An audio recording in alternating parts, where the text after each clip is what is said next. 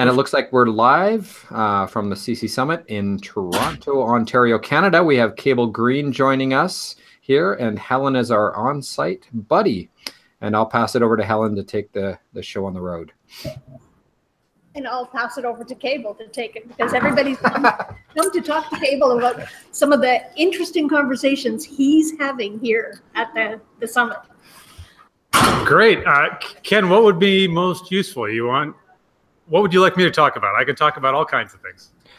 Well, why don't I let the gang that's on right now, I actually haven't had the chance to catch up with what's going on today, Cable, because I've been in class all morning. I know Gregory was watching the keynote, so he might want to jump in. Hi, Cable. How you doing? This is Greg Dillon from Massachusetts. I only caught about maybe 20 minutes of the keynote because I'm working at Gordon College today. I liked what Catherine said about tension of success. I thought that was a really interesting concept in terms of the success that open source is having, and maybe you could talk a little bit about that. I didn't get to see the whole thing, but it seemed really interesting. Yeah, I'm just moving the camera here so I'm not so backlit. Cool.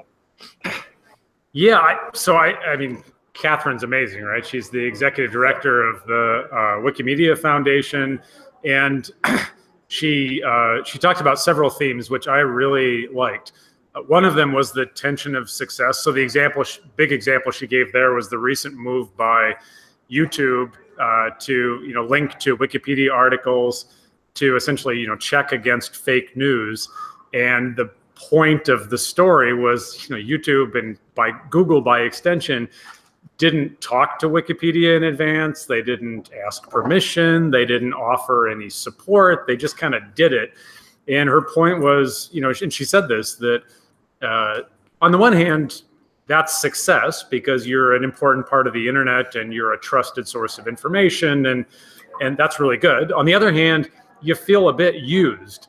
And she said, look, we felt like plumbing or infrastructure, and there was no discussion or reaching out from YouTube or Google to say, hey, we would like to partner with you, or we would like to make a major contribution to Wikimedia because we're going to be linking to you in these new ways. And so it was lacking, right? It was an example of a commercial entity coming in and using the commons for its own purposes and to solve its own problems so it was all take and it was no give, which was kind of the theme of her keynote, right? Which is that if you're going to participate in the commons, it's absolutely okay to take, but you also need to contribute back. And so that was one big point. Another thing I really liked what she said was she was talking about how, and Mark Surman said this as well, the way Mark put it was in the panel after the keynote, Mark said, we have to build, but we also have to fight. And it's not enough, because if all you do is build, then you're Wikipedia that just gets used by YouTube. If you build and fight, then you've got both Wikipedia and you're in the press with the New York Times saying, hey, is this okay that YouTube, just kind of abused part of the commons and didn't contribute anything back? And you're raising the awareness, and, hopefully at some point the contributions from Google will start to flow to Wikimedia. And so she really, the way that she put it was, we as open organizations, we as open advocates, we as members of the commons need to be assertive about our values and our value. So, we have particular values that a lot of us would agree upon. We value equity and access and reuse rights, and we value diversity and inclusive voices around the world. We value, many things. Those are our values. But then our value, like Creative Commons value, is the world gets to use our free licenses to share. The value of Wikipedia is it's the definitive source and most comprehensive source of knowledge around the world translated into God knows how many languages. I haven't even looked recently. I mean, these have tremendous value. And when they get treated, as simply free commodities, then you get into this tragedy of the commons dilemma. that we don't want and we don't frankly deserve. And her point was we should not take that lying down. We should stand up and fight that and call it what it is. And then the panel after it, I think got into that a little bit more, where they said, that's uncomfortable for us. A lot of us are like, me, I'm an educator. And while I love a good fight, especially a good political fight with, Elsevier or somebody in front of a legislature, and I thoroughly enjoy that, it's not kind of my nature. My nature is to work with people and be friendly and say yes and help out. And her point was we need to, when we're done wrong, when the commons is abused, we all have a responsibility to stand up and say that's not okay. If you missed it, it's recorded as well. If you didn't get to see it, it's all online. Any other, I'm happy to talk about sessions that I'm doing or sessions that are coming up, if that's helpful. Or Nate, did you want to voice that point there? Oh, yeah. Yeah, I mean, it's sort of a minor one, but I may have even been through the CC Slack. I saw a meme traveling around that some conservative voices were complaining about fact-checking organizations like FactCheck.org and Snopes and saying that they're as untrustworthy as Wikipedia, which of course I thought was funny because from my point of view, that's actually a very trustworthy source. Well, not very. I mean, it's, it has its issues, but it's far more trustworthy than, there have been studies that have shown that Wikipedia has better, more high quality, more accurate, more current information than many commercial encyclopedias, for instance. Just a comment, really, not a question.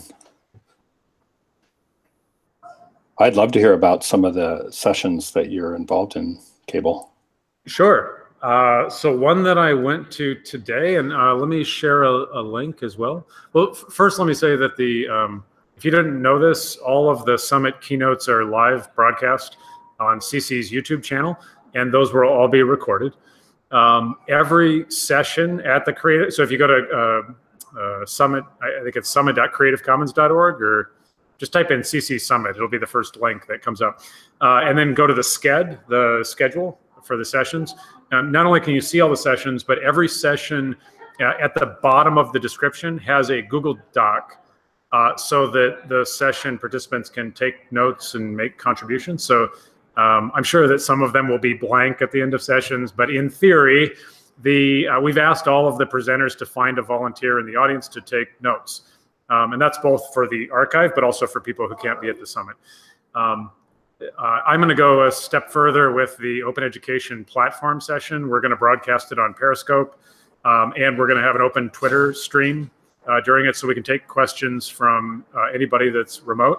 And then we've already posted the agenda online, and we will take notes in the agenda as well. So everybody can, if you can't be here, you'll see everything that we talked about. So one thing I wanted to share, this was a session that I just went to. Let me bring this up. So it's about the Creative Commons certificates, something many of you probably have heard about, maybe once or twice. Sorry, I'm on somebody else's laptop. I'm trying to figure out all the clicks here. Okay, so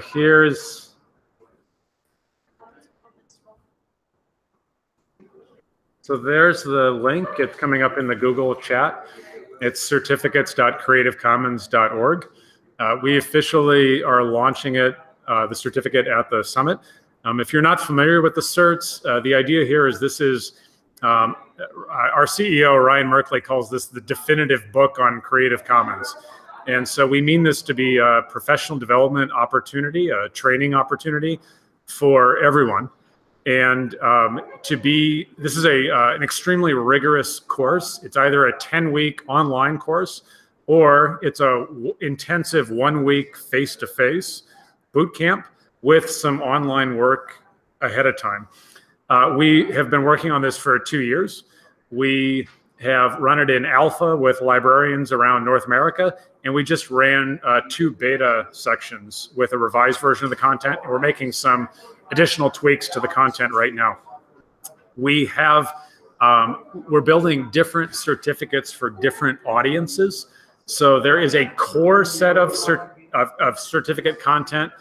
As you can imagine, it contains things like what is copyright, what's open licensing, what are Creative Commons licenses, how do they work, what are limitations and exceptions to copyright, all those nuanced details. Everybody takes those regardless of what certificate you get. And then for the certificate for librarians, there's a special module for librarians that talks about open access and the role of librarians in being OER leaders and things like that. There's a certificate for educators, and it goes into some additional detail about, if you're an educator, here's what you need to pay attention to in your contracts. Here's how you get open licensing policies passed at your institutions. And it's things that professors or teachers might be additionally interested in. We're going to bring online fairly soon certificates for GLAM, which is galleries, libraries, archives, and museums. We're going to have a certificate for government. That's for government staff that are building or deploying or supporting open license requirements in their government agencies. And we're going to have a certificate for continuing legal education. So these are for lawyers who, when they went to school, there was no such thing as Creative Commons, and they want to learn about it. I just had a conversation 5 minutes ago or 20 minutes ago with somebody who wants a CC certificate for researchers. That's really about the specifics of open access. I had a conversation last week with the University of Alaska. They want a CC certificate for scientists about open science. And so the good news is we've developed this and designed it in a modular way, so it's fairly easy to roll out specialized certificates because we don't have to recreate the whole thing. We're just creating the last, sixth of the cert. So we officially launched them at the summit. The next, if you look at the certificates.creativecommons.org, you'll see that on the calendar, we're launching the certs. The next online courses start in July 16. And then, roughly every 10, 12 weeks, we're going to launch new courses. So Creative Commons headquarters, where I work, will always be running online sections of the cert for anybody that wants to sign up. But that doesn't scale. What we really want to do is we want to train Ken in Mexico. We want Ken to get CC certified. So I want Ken to sign up for the 10-week course. Ken's like, I'm busy, man. Don't talk to me. And then I want Ken to become an instructor, right? So then Ken would say, yeah, I want to actually certify CC. I want to teach courses. And so we would say to Ken, great. Step 1, get CC certified. By the way, this is all on the website. Step 1, get certified yourself. Step 2 is you need to review and be familiar with all the different cert modules. So Ken might get certified in CC Cert for educators, but Ken actually has to go read the one for librarians and the one for scientists and the one for researchers because he might teach those eventually. There's going to be a kind of a mini course for how to be an instructor. So a little bit of content Ken's going to have to go through and some quizzes he's going to have to take. And then the last step is Ken's going to have to apprentice with an existing instructor. So Ken would contact Creative Commons and say, okay, I'm certified. I've done the trainer training. I've reviewed the rest of the cert content. I'm now ready to apprentice. And based on my schedule, I'd like to apprentice in January of 2019. And we would say, great, we'll plug you, we'll connect you, Ken, with Cable Green. He's going to be teaching a section then. And then Ken and I would co-teach that class together. So because this is the first time Ken's going to be instructing, and it's my 5th class that I've taught, I can mentor him. He can ask me questions. And at the end of that, Ken is now certified by Creative Commons to teach others. Then what Ken does, so let's say Ken says, look, I've got 50 people in Mexico that I'd like to certify. Creative Commons headquarters is still we're going to maintain the content. We're going to run all the systems. So we have the hosting for the courses. We've got the registration systems, the payment systems, all that. We're going to have all that at CC headquarters. But if Ken puts together the course, so let's say he puts together an online class of 20 people, because Ken did that work, we're going to give Ken like a signing bonus of $1,000 because we didn't have to do that. Ken did that work. So Ken, here's $1,000 for doing that. And then Ken says, I want to be the instructor. I'm part of the CC Mexico team. I'm certified to be an instructor. I don't want these 20 people to take it from Cable because he's a yutz. We all know that. I want him to take them from me. I want Ken to be the instructor. And we would say, great. you're certified, you're the instructor, and then we will pay Ken $3,000 US to be the instructor for that course. And then what we will do is we'll set up the course that Ken wants at Creative Commons, and we'll earmark it just for Ken's people. So Ken will give me the registration list, we'll load the course, and then we'll set it up and deliver it for Ken. And then people would, yes, his Spanish is better than mine. That's true too. That brings up another important point. We will be translating the certificates into languages other than English. We're going to start with the 7 major United Nations languages, including Spanish. So what is it? It's Spanish, German, French, Russian, Arabic, and I'm losing one. It might be Portuguese. I'd have to Italian? look. Nah, it's not Italian. It's Spanish, French, German, Russian, Arabic, and something else. Oh, Chinese. Yeah, Mandarin, I was going to say. Mandarin, thank you. Well done. I was looking it up. So we'll start there. But already CC Indonesia has said, hey, we want to train like 100 people. Let's get going. And they want to translate it into Bahasa Indonesian. And our response is, great, let's do that. We're going to need your help. And so we'll, just like the CC licenses, kind of think about the cert like you think about the licenses. Headquarters will maintain it. If you want to use a CC license, you're going to use these international licenses, and we'll translate them into every language around the world. The cert's going to be the same way. Ken might say, yeah, Cable, it's fine that we're going to translate it into Spanish, but there's also some nuances about copyright laws or maybe fair use rights in Mexico. Hey, you know, our public domain is life plus 100 years, not life plus 70. And so those nuances, I want to call them out in the cert when I teach them. And so we've heard this already. And the way we're going to handle that is we're going to say to Ken, hey, that's great. We're still going to have one international version of the certificate. But Ken, where there are nuances for Mexico, we're going to create appendices with you to units. So Ken might say, look, in the unit about fair exceptions to copyright, I want to have a special section for Mexican citizens who are taking the cert. And so we will have right in the international version of the cert, it'll say, if you're in Mexico, click here. Here's some additional content. And then it would be in Spanish, and Ken would write it, and Ken would maintain it, and Ken would make sure that the translations are accurate. Or maybe not Ken, somebody in Mexico would do this. But our response from headquarters is always going to be, yes, we can do that localization, but you, the entity that wants the localization, you have to write it, you have to maintain it, and you have to translate it. Right? So we're going to put that burden on the people that want that change. And then what we'll do with the content is we're going to update it every year, and we'll release it every year at the summit. So I've told you 2 ways we offer the cert. One is 10-week online course. One is a boot camp, 1-week boot camp. The third way is, of course, because we're Creative Commons, it's all OER. All the cert content that we've created that's original is CC BY licensed. Anything that we've reused or remixed from other people, obviously we have to respect those licenses and give proper attribution, which we do in the cert. And all of the cert content for all of the certs will be downloadable in editable file formats that anybody can do anything they want with. So if Ken says, look, I want to train a bunch of people, but they don't need to be CC certified. That's not important to my audience. I just want to use the content. Our response is, great, take it, translate it, run with it, chop it up, do whatever you want to do with it. However, you can't say that people are CC certified at the end of your chopped up derivative course. You can say they're Ken certified or whatever you want to say, but they're not CC certified. In the same way that if you modify a CC license, you can't say that it's CC licensed, right? So it's us as an organization. We have to be able to stand behind the content and the expertise and skills and competencies that people have when they graduate with the certificate. And because of that, we're going to keep tight control of the content and what's in it, because we need to make sure it's accurate and compliant with copyright law around the world. That's another benefit, by the way, of being an instructor, is the instructors around the world are the people who will get to decide what content needs to be updated and what processes need to be updated. So Ken might say, look, I've taught this thing now a couple times, And people are really confused about this unit. It just doesn't flow well. I've got these recommendations for changing it. And we would say, boy, you're right. Let's redo it.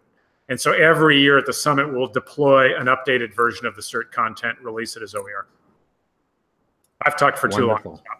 No, that's good. I'm going to be wary of your time as well, Cable, but I'll let Teresa jump in here. Yep, I'm okay on time. Thanks. Hi, Cable. Teresa, I'm at Warwick Language on Twitter. And I was delighted to see you at OER 15 back in Cardiff many years ago now. And next week will be OER 18. I'm the chair of the Open Education SIG at the Association for Learning Technology.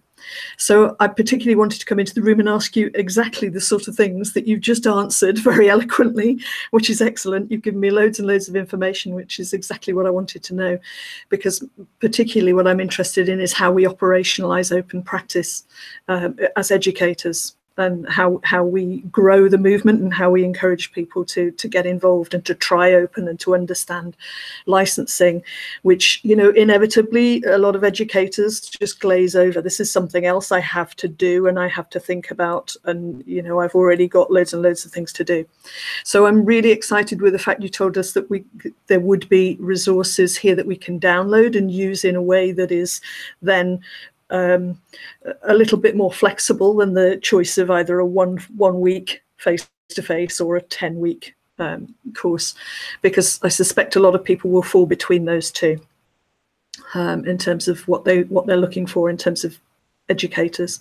I also had, I don't know whether you were aware of it, but there was a Lang OER project a couple of years ago, which was Languages Open Educational Resources online course, which was very, very popular with language educators.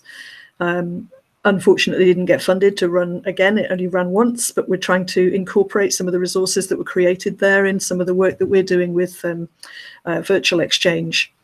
And this is obviously with language teachers. So it's an intercultural discussion that goes on between teachers in Turkey and Poland and in lots of different contexts, and often using licenses that span those contexts as well, and therefore run into the inevitable sort of slightly different in this country to here and whatever.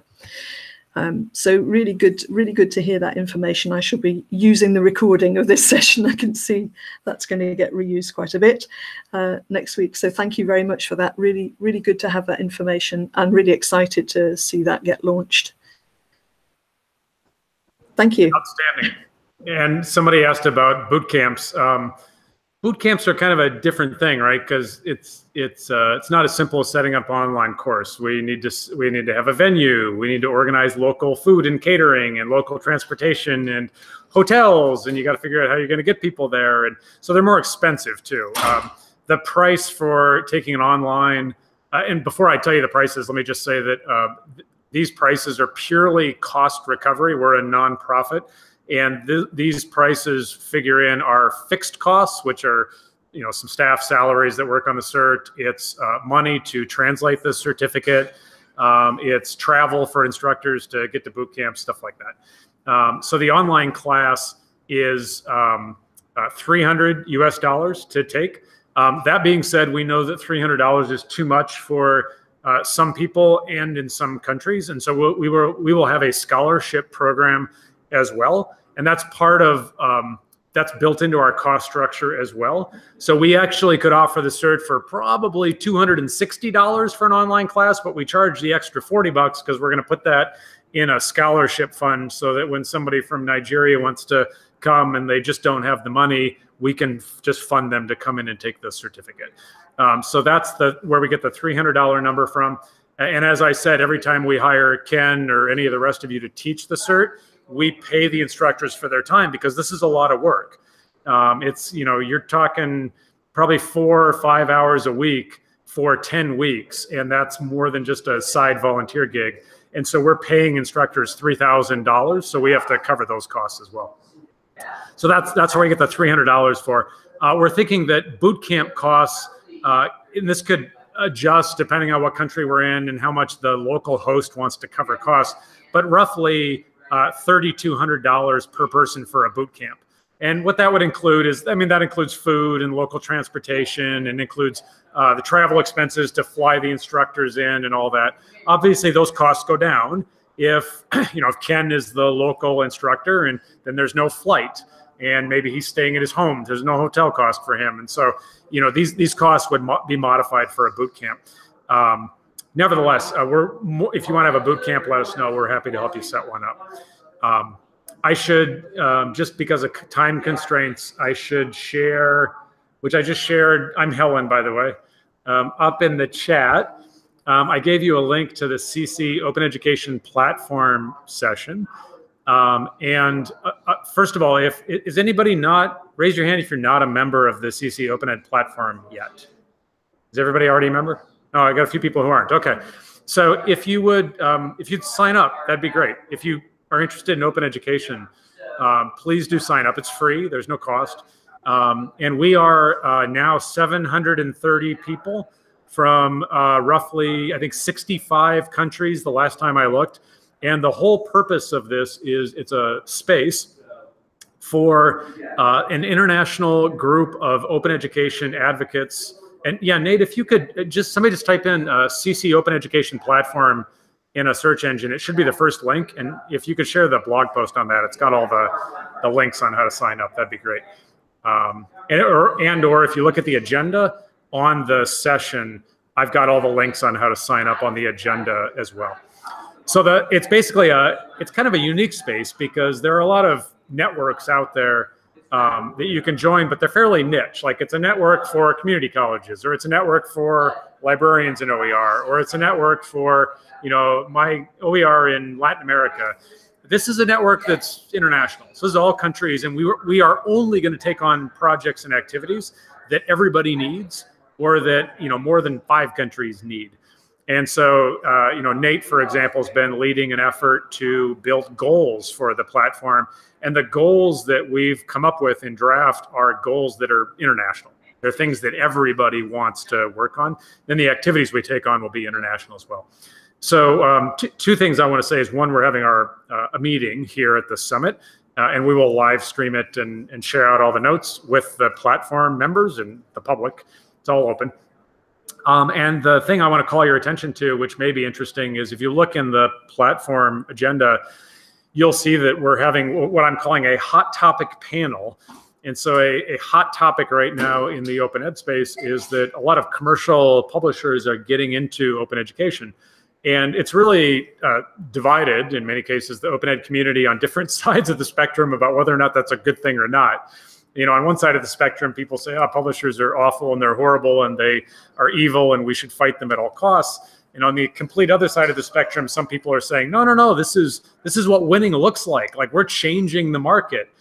We've actually infected openness into mainstream publication, and this is a win. And then there's a lot of people in the middle, and I would put Creative Commons kind of in the middle, that says, yeah, this could be a good thing, but we want to make sure that the publishers which are coming into this space are embracing our values and are following what Catherine was talking about this morning in the keynote of, you can't just take from the commons, you have to give to the commons. And what are you going to contribute? And what's your original contribution? And, don't open wash. And here's what proper attribution looks like.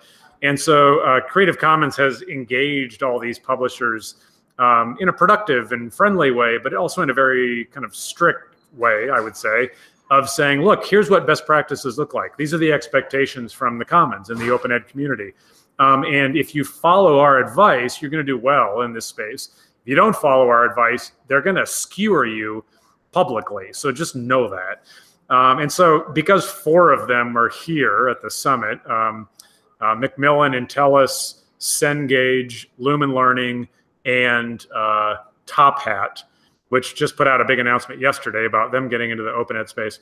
All 4 of them are here at the summit. I took the opportunity to put them on a panel at the open ed meeting, and you'll see right on the agenda what the questions are that I'm going to ask them. And I'll be holding my phone with Periscope in their faces so you can see what they have to say. And I've, to be fair, I've shared the questions with them in advance, and I told them this is going to be a tough crowd, and I'm going to ask you hard questions. But Creative Commons is trying to facilitate a conversation that's productive and constructive, but also sticks to the values that we all share in the Commons. So it'll be interesting. I expect there'll be a few fireworks, and we'll see how it goes. Anything else anybody else want to say about the platform? I know there's several platform members here. Nate, you want to say anything about the work you've been doing?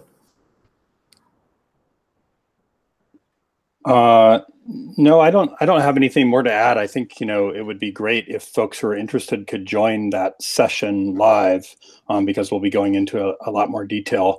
I will say that the thing that I've found most valuable about it is that it's already really shifted my kind of accidental North American focus to a wider perspective in, I think, really healthy ways. And I think that's something that those of us here in the North American community could really use. So the international aspects of the platform, I think, are really, really strong and valuable.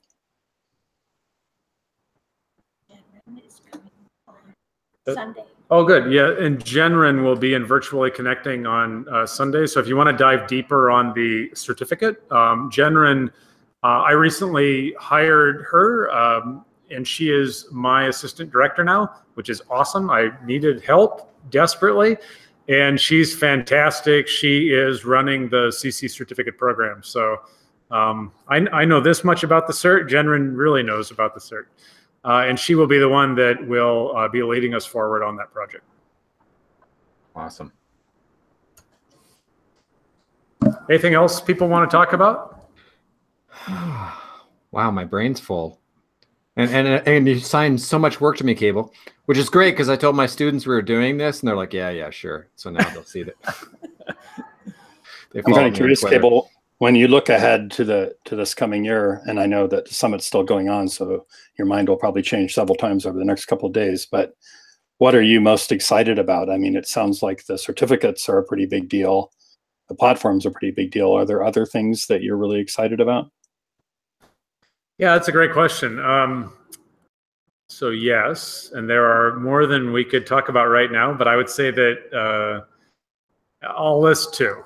So one is I'm seeing it feels like a tipping point in several of the things that we all work on. So it's starting to feel tipping point on open access.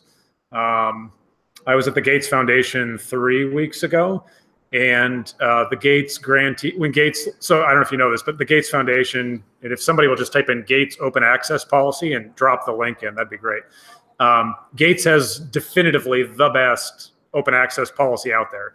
Zero on the research they fund. Zero embargo period, so everybody gets access immediately. CC by license on the articles, so you can text and data mine the articles. And you have to release the research data openly as well. And we're pushing Gates right now to be even more clear on that, to use CC0 on data so the data is in the global public domain. And so it's really a fabulous OA policy. And in our conversation with Gates, they were saying, gosh, our grantees spit and hissed and fought like crazy when we launched this policy. And now they're all kind of saying, okay, yeah, this is probably the right thing. We should be doing it anyway. And we're hearing that all over the world. So OA feels like it's making that turning point. We're seeing, like I was just downstairs talking with the SUNY network from New York State, and they're, I guess this is okay to say, they're moving toward a system-wide open access policy with all of their systems. And that's great, right? That feels tipping point. It feels that way with a lot of governments on open licensing policies. It's when we walk in now to national governments, which is where I spend about half my time, is with ministries of education. They're saying, well, yeah, we've heard of CC licensing. Of course, we should be requiring open licensing on publicly funded research and educational resources. We just don't know how to do it. How do we do that? And that's why we're building a CC certificate for government. And there's still a lot of work to do, but they're ready to have that conversation. And then a big news, which will be coming out hopefully in the next week, is UNESCO is taking the next step, and there will be, knock on wood, a UNESCO OER recommendation. I was in Paris last week helping to draft it, and then it will go online for public comment. I will blast it out to the OER lists when it does, so you'll all see it, including the CC Open Ed platform. So if you're on that list, you'll see it, but I'll put it on the other lists as well. And the reason this is important is this will be an official instrument from UNESCO. And what that means is it actually has teeth. And so a recommendation is just that. It's a recommendation from UNESCO to its member states, which for all intents and purposes is the world. It's basically the UN General Assembly, minus my country, because I'm being broadcast. I should be careful what I say. My president lacks in certain leadership skills. Let's leave it at that. And he has pulled us out of UNESCO because I guess joining an international organization that's about peace, sharing culture, protecting heritage, and education is a bad thing. There, I've said enough. Nevertheless, the United States is not part of UNESCO right now. I'm sure that we will get back in at some point. That being said, this OER recommendation will require nations to report probably every 2 years, time to be figured out, either every 1 year or every 2 or 3 years. It'll be a vote of the UN General Council will make that decision. But basically, governments will have to report publicly to UNESCO what they are doing to support open education in their countries. And the recommendation will lay out all sorts of things that they can do to support open ed in their countries. So it'll be a tool that Ken can use with the Mexican government to say, look, our UNESCO delegation approved this thing. We signed on to it. We have to report every 2 years. I'm one of your open education experts in the country. I know I have the pulse of what's happening in open ed in Mexico, and I can help you provide you some data on that so I can assist. But the quid pro quo here is we actually need you, the Mexican government, to support open education in Mexico, which is what the recommendation is supposed to be about in the first place.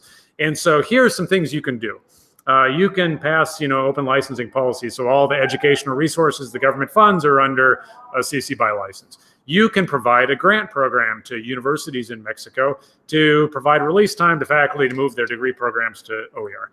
You could, require all the research that we fund with Mexican taxpayer money to be open access research. And here's the Gates open policy. Let's mimic that, but make it better.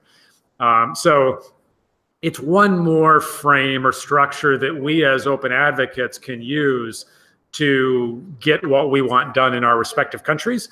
And then it provides some pressure on our respective national governments to support us better, because they're going to have to publicly report what they're doing. So that's happening. I'll alert everybody when it comes online. It'll be a fairly short public comment period because we're on a tight timeline at UNESCO. The vote, like the final vote to approve or shoot this thing down, is November of 2019. And even though that sounds like a long way away, at UNESCO, things move slow. Everything has to be translated. Everything has to go through umpteen number of committees to get approved and signed off on. And so basically, I'm on a writing committee of about 15 people from around the world. All continents and regions are represented, and we will we'll share that out publicly, and then we're going to refine it. Then it goes into the UNESCO machine for final revisions. How's that, Nate? Wonderful. I'll show the video to the group I'm working with. Actually, I think what we're going to do is let you go. give people a chance to geek out and move on, because there's still lots of stuff happening here. This is just the tip of the iceberg that's going to happen. Wonderful. Hi, everybody. Here. You guys can keep chatting, and we'll see you tomorrow for the next VC session. Yes, indeed. Thank you so much for your time, both Cable and Helen. Thank you. Bye. Cheers. And we're still live. We'll do the after show. Wow, I definitely need to come to your back channel as well. So wow. Was my boss looking in the window earlier, so I'll say, hey, I was actually doing work. It still says live. FYI. Yeah, we are still live, actually. It's our live after show. And then any comments and thoughts? We can just open mic now. Like, can you perhaps sort of break it to your boss that Cable is your other boss? No. Yeah, really, I can't wait till you're certified and My other boss is at home. education in Mexico. That's going to be awesome. Can I come join you? Yeah. Mi casa es tu casa. Yeah. That's a nice invitation. I'll be there tomorrow. Thoughts, folks? Laura? I think that certification sounds great. I was just asking about boot camp because I know I work with the American Library Association and a museum. They'd probably piggyback that somewhere if they could have a training off one of their conferences. I know that for sure. So that's kind of why I was asking. So it's good to know that it is available on demand because I know that some would want that as well. So. And I'll take a chance to plug something as well, Laura, for that group. I linked in our chat the software carpentry, which was done by my colleague Greg Wilson. And yeah. I did some work on that many years ago. And there's also other courses. There's a data carpentry one as well. That's of definite interest to librarians. So I'll plug that. And it's CC licensed material as well. And they have a whole model on how they deliver those courses. So anyone who's interested in software engineering, it's software carpentry or data carpentry. Great stuff. That's great. And it's CC. Cool. Sam walked away. The dinosaur's out of the picture. I would say that, I've really been enjoying collaboration in the CC open education platform. The thing that I struggled most with in the beginning was actually the name, because I was like, platform to me sounds like a piece of software, but I think they mean it more as like a political thing. Yeah. And it really is a community, frankly. Mm-hmm. I think more than anything. And it's now, like Cable said, over 700 people from all over the place. And if you're not already a part of the Slack, we may be down to just people who are already a part of it. But I think that page I tweeted out that was also put here in the chat links you to everything you need to join and be on the Slack. And in case you don't have enough Slack channels already. I was just going to say that. I think that would be my 8th Slack channel. Oh, come on, 8? That's nothing. Oh, my. No, Mahabali's on one of them. Come on, be fair. That's pretty busy. Oh, it is. It's funny. My students watch me working Slack, and they're like, what? They don't get it. It's like, this is my connection to the world. And so many different worlds. Well, you are a certified Slack master also. Right, there's that. Well, everyone's just kind of overloaded and staring at the links. And I did already get a copy of our back channel chat because there were so many links in there. Thank you for doing the research on that, people that were doing the chat links. Samantha, did you wanted to jump in on any thoughts while we're here? No, it was just a lot of information really fast. And I'm excited about the certificates. I'm really excited about the UNESCO open pedagogy stuff. I think that's great. I've got a colleague here who's doing a fellowship for faculty to do renewable assignments based off of the UNESCO SDG goals. So that's kind of cool to see that, that'll be really nice for them to plug what they're doing some more. So hey, Samantha, where are you guys thinking of housing or distributing those renewable assignments? Well, that's a very good question. Since I'm not in charge of the fellowship, I don't know. We're in Montgomery. We're part of the OER degree grant, and we're still not really sure. Some of the stuff will go out through Lumens, through the requirement with the Lumen platform. But we've been talking about whether we're going to host our own thing here and have some things put up here on our MC Open site so that they're just available from us. But that's a good question. I'll ask. One thing you might also consider, have you heard of the Rebus Foundation community? Yes. Oh, yeah. Okay. That's just another. Yeah, area. I do. See, I think what they're doing is with the fellowship is they're pairing faculty from different disciplines and on different campuses to come up with renewable assignments and then sharing those out in their disciplines and areas. I don't know what the plans are for the larger sharing out of them. Because I noticed our fellow VC stalwart Terry was talking about some, I think they're calling them chapbooks that I think are hosted in Rebus. Mm-hmm. That my understanding is they are kind of collections of resources like that. You know what? There's that open. They may decide to go with Rajiv and Robin's open pedagogy, whatever. The book. Their thing, but it'll be really big and wonderful. So they may do that. Right. But that may be a Rebus thing too, though. Actually. Yeah. I'm not sure. I wouldn't be surprised if it was connected to Rebus. And just so you guys know, the Lumen platform and the Rebus platform are nearly identical. And so if you do get it up one, you might be able to do an export import kind of thing. Yeah, I just don't know if they're doing anything more than just the assignments. So I don't know that they're doing a full curriculum as much as just the linked assignments and the resources that go with those assignments. So I'm only tangentially involved with it. Okay, sorry to put you on the spot. No, it's great. Actually, it's a really good question, and I'll field that back to them. They presented. We talked about it last week when we were in Miami for a conference related to that grant. Nate, I know you're aware of that whole thing. So they presented about it. Lots of people were really excited, and so I think that question of where will these be available came up a lot. I just don't know what the answer was because I wasn't there for that part of the conversation. One of the best answers from the internet is as many places as possible. Yep. Hopefully. Hey, I don't know if other people know about this term renewable assignments, because I find it incredibly valuable. And if you don't know what it is, you might want to add it to your vocabulary. Yeah. Raise your hand if you want us to talk about it. Not right now. No. I just had a really bad copy paste. Sorry about I just destroyed our chat window with a copy of our entire chat window. Nice. Well Maybe done. we need to shut down. I was trying to link it's the Open chat Pedagogy Network that Samantha was talking about, and I just found it on Robin DeRosa's Twitter feed. She's got it pinned there at openpedagogy.org. Got it.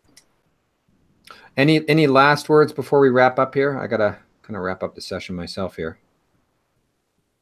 Maybe we can talk more about renewable assignments some other time. Okay. Wonderful.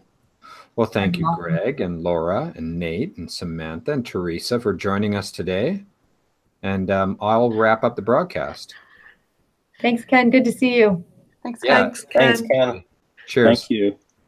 And thanks for everyone joining Virtually Connecting. Check out all the other great stuff at virtuallyconnecting.org. And out.